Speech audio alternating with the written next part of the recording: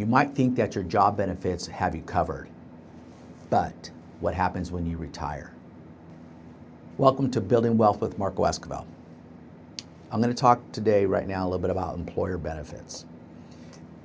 Everyone, when they start a career and they start in a profession, your employer a lot of times provides benefits, which is great. They should.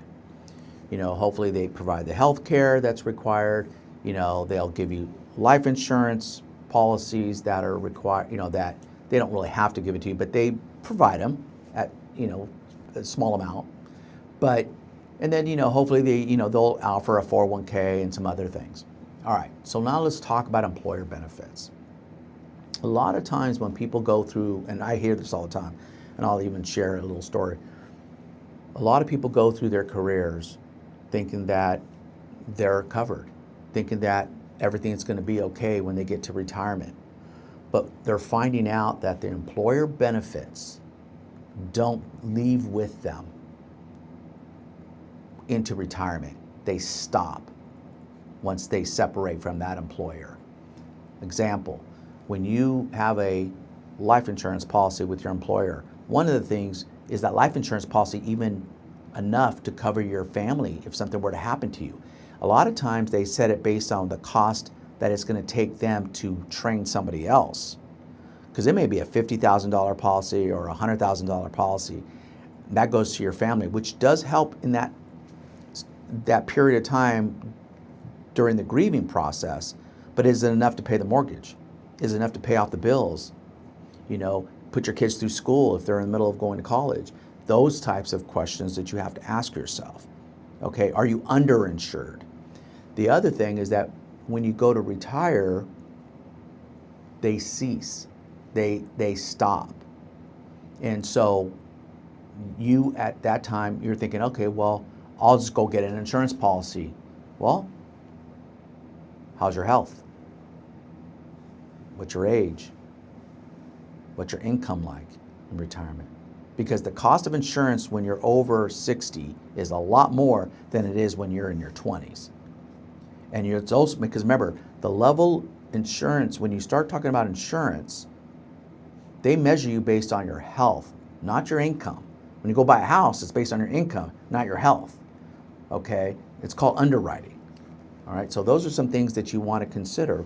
But I'm going to tell you a little story. So I had a client that actually had mentioned that to me, that, oh, I'm okay. I got my benefits through my employer. I'll be okay. I said, okay.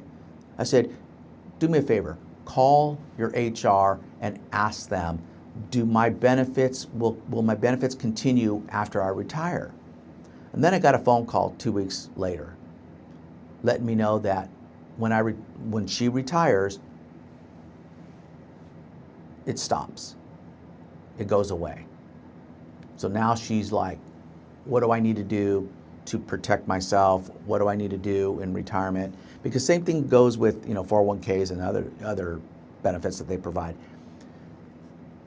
These are conversations that you need to start thinking about having with your spouse and or with your employers to verify the benefits that you do have. Ask those questions, because if you have health care and you want to retire at 62 or 60, unless that health care is going to be with you through life, it's going to stop, and you don't get Medicare till 65. So that means you're going to have to pay COBRA, you're going to have to pay the difference. Same thing applies to life insurance. You're going to have to get your own policy. If you're 401k, yeah, you get that at 59, it's released to you at 59 and a half based on the IRS rules. But then you have to worry about the markets. So all these things start to change when you leave your employer.